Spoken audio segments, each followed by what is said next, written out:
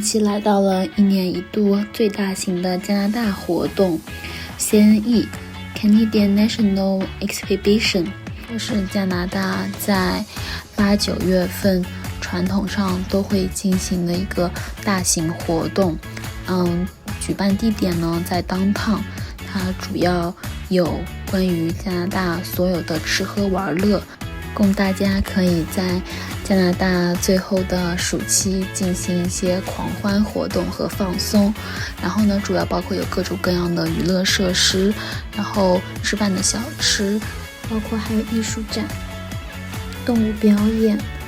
和甚至还有一个很大的农场。接下来就跟着我一起来看一看这个盛大的活动吧。